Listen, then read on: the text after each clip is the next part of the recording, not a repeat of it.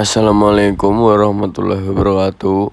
Perkenalkan, nama saya Dio Trias Kusuma dari 12 DKJ 1. Di sini saya mau menerangkan tentang apa itu SIP. SIP adalah singkatan dari Session Initiation Protocol, merupakan protokol pensinyalan pada layer aplikasi yang berfungsi untuk membangun, memodifikasi, dan mengakhiri suatu sesi multimedia yang melibatkan satu server atau lebih. Sesi ini adalah pertukaran data antara user yang meliputi suara, video, dan teks. SIP tidak menyediakan layanan secara langsung, tapi menyediakan layanan dapat digunakan oleh protokol aplikasi lainnya untuk memberikan layanan yang lebih lengkap bagi pengguna. Misalnya dengan RTP, Real Time Transport Protocol, untuk transfer data secara real time. Dengan SDP, Session Description Protocol, untuk mendeskripsikan sesi multimedia. Dengan Megajo, Media Gateway Control Protocol, untuk komunikasi dengan PSTN Public Switch Telephone Network. Dengan demikian, fungsi dan operasi dasar SIP tidak tergantung pada protokol-protokol tersebut. SIP juga tidak tergantung pada protokol layer transport yang digunakan dalam pembangunan suatu komunikasi multimedia. Dengan SIP dilakukan melalui beberapa tahap. User location menentukan lokasi pengguna yang akan berkomunikasi. User available menentukan tingkat keinginan pihak yang dipanggil untuk terlibat dalam komunikasi. User capability menentukan media maupun parameter yang berhubungan dengan media yang akan digunakan untuk komunikasi. Session setup, ringing membentukkan hubungan antara pihak pemanggil dan pihak yang dipanggil. Session management meliputi transfer, modifikasi, dan pemutusan sesi.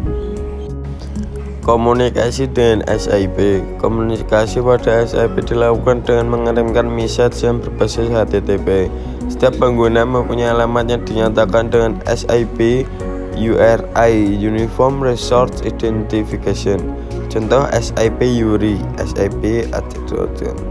Selain itu, alamat juga dapat dituliskan dalam tel URL yang kemudian dikonversikan menjadi SIP URI dengan parameter user diisi pound. Contoh, tol dan nomor telepon, equivalent dengan SIP nomor telepon, user sama dengan pound. Isi pesan di dalam SIP didefinisikan dalam dua format, RFC 3261 kurung tutup. Seperti 1. Request dikirim dari klien to server, berisi operasi yang diminta oleh klien. 2. Respon dalam kurung dikirim dari server ke klien, berisi informasi tentang permintaan status dari klien. Ada 6 tipe utama pesan dari permintaan seperti di bawah ini. 1. Invite mengindikasikan jika user atau layanan sedang diundang untuk berhubung dengan sesi.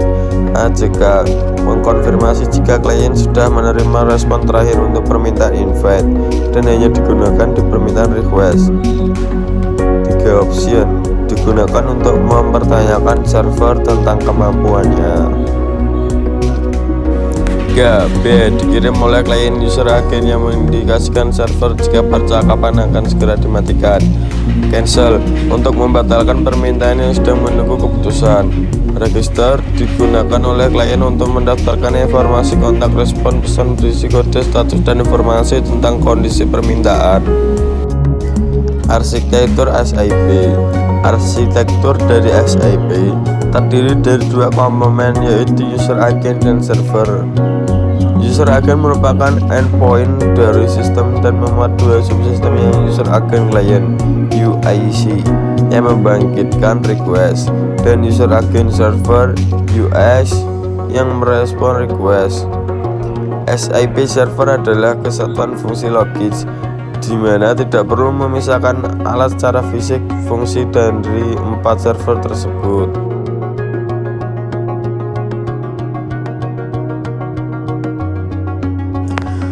Protokol SIP didukung oleh beberapa protokol, di antara lain IATF, Session Description Protocol atau SDP, merupakan protokol yang mendeskripsikan media dalam suatu komunikasi.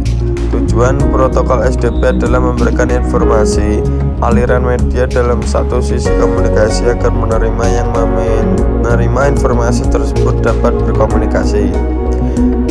IETF Session Announcement Protocol (SAP) merupakan suatu protokol yang setiap periode waktu tertentu mengumumkan parameter dari suatu sesi konferensi. IATF Real Time Transport Protocol (RTP) menyediakan transfer media secara real time. Real Time Control Protocol (RTCP) mengatur sesi secara periodik mentransit paket yang berisi feedback atas kualitas dari distribusi data. ITT kode merupakan algoritma pengkodean yang direkomendasikan seperti J2731 untuk audio atau HAD. Aplikasi dan kelebihan SIP. Aplikasi 1. Voice over Internet Protocol (VoIP). 2. Konferensi multimedia. 3. Text messaging. 4. Event notification, voice email notification, callback notification. 5. Unveiled messaging, voice email to email. Kelebihan SIP. 1. General purpose. SIP dapat diintegrasikan dengan protokol standar IETF lainnya untuk membuat suatu aplikasi yang berbasis SIP. 2.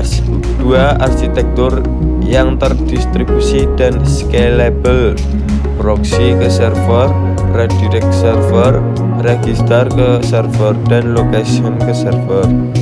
3. Sederhana. Pengiriman website berbasis HTTP. Tahapan implementasi.